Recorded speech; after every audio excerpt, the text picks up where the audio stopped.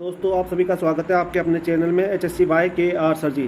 तो आज हम आपको सिखाएंगे कि एग्ज़ाम में तुक्का कैसे लगाते हैं। HSC SSC का जो भी एग्ज़ाम हो उसमें तुक्का लगाने की बेहतरीन ट्रिक जो सभी एग्ज़ाम में आप फॉलो कर सकते हो। चलो स्टार्ट करते हैं दोस्तों। सबसे पहली बात ये बात हमेशा याद रखो, जैसे 100 क्वेश्चन है पेपर में, तो 100 में से 30 क्वेश्चन ऐसे होते हैं जो कोई भी कर सकता है।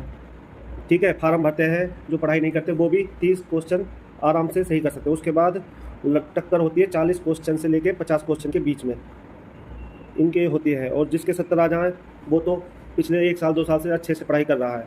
ठीक है, ये बात हमेशा ध्यान रखना, आपको इन्हीं लोगों में टक्कर देनी है 50 से 70 के बीच में। चलो आपको बताते हैं ट्रिक, जो 4 5 या 2 3 नंबर से रहते हैं वो अपने नंबर कैसे कम कर सकते हैं। सबसे पहले ट्रिक, स्टेज 1। जैसे आप पेपर खोलोगे पहले अपने पेपर को देख लो, बीच में से कटा फटा तो नहीं है कहीं से, क्योंकि बाद में वो चेंज नहीं होगा फिर। और इसमें देखो, सबसे पहले आपको क्या करना है, सबसे पहले आप पेपर खोलोगे, एक एक क्वेश्चन को देखोगे, जो क्वेश्चन देखते ही आपके समझ में आ रहा है, बिल्कुल आप श्योर 100% उसको सबसे पहले करो। ये क्वेश्चन करने हैं सबसे पहले पूरे पेपर में से। हिंदी, इंग्लिश, हरियाणा जी के, साइंस, इंडिया जी के, ये वाले क्वेश्चन की बात कर रहा हूँ मैं, रीजनिंग और कंप्यूटर को छोड़कर। ठीक है, अब आते हैं दूसरी स्टेज। दूसरी स्टेज क्या है हमारी, फिर मीडियम लेवल यानी कि मध्यम कठिन सवाल करें। इनमें वो सवाल आएंगे जो जिनमें आपको डाउट है। हाँ, कई बार ऐसा होता है जब हम पेपर में बैठते हैं तो हम डाउट वाले होते हैं, 2 ऑप्शन होते हैं, A और B या B और C, इस तरह से 2 ऑप्शन अटक जाते हो कि इसका आंसर 50-50 होगा, तो वो वाले सोल्व करने हैं। ठीक है, और लास्ट में आपको करना है अपने सबसे जो कठिन सवाल है, लास्ट में वो सब करने हैं आपको सोल्व। ठीक है, मैथ आएगा इसके अंदर सबसे कठिन में, लास्ट में लेके बैठना मैथ और रीजनिंग। कभी सबसे पहले लेकर बैठ जाओ तो ये बहुत गलत हो जाएगा। और हाँ, एक बात याद रखना, जैसे किसी के पेपर में सबसे पहले हरियाणा जी के आएगी, तो किसी दूसरे सेट में हिंदी आएगी, तो किसी के में मैथ भी आ सकता है। तो जिसके में मैथ आ जाए वो सबसे पहले मैथ को लेकर मत बैठ जाना। और ऐसा भी हो सकता है स्टार्टिंग में हार्ड क्वेश्चन आ जाए, उन हार्ड क्वेश्चन को देखकर घबरा मत जाना। ठीक है, अब देखो क्या करना है। सबसे पहले जो ये MCQ होते हैं, अक्सर ऑल द अबव जिस ऑप्शन होता है 90% चांस होता है कि ये क्वेश्चन सही है होगा। जैसे आपने कोई क्वेश्चन देखा और उसमें ऑप्शन है ऑल द अबव, तो ये 90% चांस होता है कि इसका आंसर यही होगा। ये जब करना है जब आप श्योर नहीं हो, तुक्का लगाना है। कभी आप क्वेश्चन देखो और इसमें देखो ऑल द अबव और आप लगाया हो, ऐसे मत कर देना। पहले क्वेश्चन पढ़ लेना, अगर आता हो तो करना। तुक्के वाली सिचुएशन के पॉइंट बता रहा हूँ मैं। इसके बाद है ऑप्शन नंबर 2, एलिमिनेशन मेथड। जो ऑप्शन साफ गलत लगे उन्हें हटा दो। जैसे कई बार ऐसा होता है कि हमारा जिस क्वेश्चन पूछा गया है उसके 4 ऑप्शन दिए गए हैं। जैसे मैं एग्जांपल देता हूँ, महात्मा गांधी का जन्म कब हुआ, तो सबको पता है 2 अक्टूबर को हुआ, तो ऐसे ऑप्शन दिए रहेंगे 1 अक्टूबर, 2 अक्टूबर, 3 अक्टूबर, और लास्ट में ऑप्शन दे देंगे 6 सितंबर। तो 6 सितंबर बिल्कुल अलग लग रहा है ना, तो इसको बोलते हैं एलिमिनेशन मेथड। तो उस लास्ट वाले को हटा दो, एलिमिनेट कर दो। ठीक है, इस तरह से दिमाग इस्तेमाल कर लेना। अगला क्वेश्चन, अगला पॉइंट देखते हैं। जिन ऑप्शन में बहुत ज़्यादा एक्सट्रीम शब्द आए, जैसे हमेशा, केवल, बिल्कुल, ये सब हो, तो ये ज़्यादातर गलत होते हैं। जब क्वेश्चन पढ़ोगे तो ऑप्शन में अगर ये शब्द दिखाई दे इस तरह के, हमेशा, केवल, बिल्कुल, तो ये गलत होते हैं, इनको गलत हटा देना, ऑप्शन से एलिमिनेट कर देना।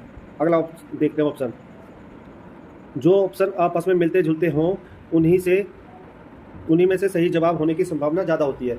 तो ये आपको इस तरह से देखना है। जैसा हमारा वो साइंस का क्वेश्चन आता है RNA DNA, तो ये मिलते जुलते हैं ना, तो मिलते जुलते क्वेश्चन ज़्यादा चांस है कि इनमें से सही होगा। और आपने देखा भी होगा, जैसे हम रीजनिंग में सोल्व करते हैं, तो जैसे वो पूछता है कि ये टेबल है, इसकी अगली टेबल क्या होगी, तो उसमें स्टार्टिंग के 3 वर्ड सेम होते हैं, 3 के बाद एक अलग होता है। तो इस तरह से कह रहा है ये कि आपस में जब मिलते जुलते हों तो उनके होने की ज़्यादा संभावना होती है। इसके अलावा जब ऑप्शन मिले तो उसको हटा दो।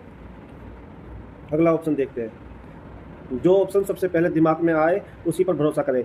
गट फीलिंग ज़्यादातर सही होती है। दोस्तों इसका ये मतलब है, जैसे आप पेपर खोलोगे तो पेपर खोलते ही आप देखोगे कि ये क्वेश्चन है कि भाई हर्षवर्धन की राजधानी कौन सी है, तो आप एकदम से देखोगे तो आपके दिमाग में आएगा थानेसर, तो आप एकदम से पढ़ोगे कि थानेसर है। लेकिन आप क्या करोगे, उस पर थोड़ी देर बाद जब वापस उसको करने बैठोगे तो सोचोगे कि इसका थानेसर करूँ या पाटलिपुत्र करूँ।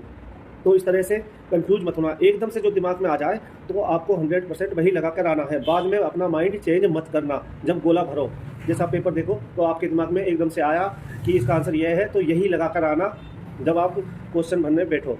ये हमारे कॉन्शियस माइंड का होता है। जब हम किसी पेपर को देखते हैं तो कॉन्शियस माइंड में एकदम से ब्लिंक करता है, तो ये वही होता है, या ये ज़्यादातर सही होती है गट फीलिंग। तो इस पर एक बार करके देखना। अगला पॉइंट देखते हैं, तो हमारा अगला पॉइंट है, अक्सर सही ऑप्शन बी और सी भी निकलता है। जैसे हम देखते हैं क्वेश्चन होता है तो उसमें ऑप्शन दिए होते हैं ए ऑप्शन, बी ऑप्शन और तीसरा ऑप्शन होता है ए और बी दोनों सही हैं। तो ज़्यादातर चांस है कि यही ऑप्शन सही होगा, ये हमेशा ध्यान रखना, ठीक है दोस्तों। और दोस्तों एक इंग्लिश की ट्रिक मैं बताता हूँ अपनी तरफ से। जैसे जो क्वेश्चन में ऑप्शन ज़्यादा लंबा होता है ना, तो लंबा होता है वो भी ज़्यादा चांस होते हैं सही होने के।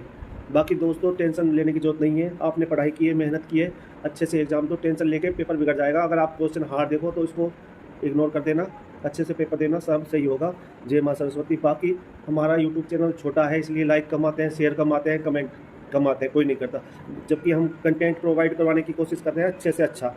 यही सब आपको दूसरे चैनल में मिल जाएगा, जी के भाई प्रदीप में या दीवान सर में, यही बातें होती हैं सब जगह, मेन है ये। लेकिन वो स्लाइडों का प्रयोग करते हैं या बोर्ड का, डिजिटल बोर्ड का प्रयोग करते हैं, इसलिए उनकी वीडियो ज़्यादा वायरल करते हो। चलो कोई बात नहीं दोस्तों, हो सके शेयर कर देना वीडियो। धन्यवाद।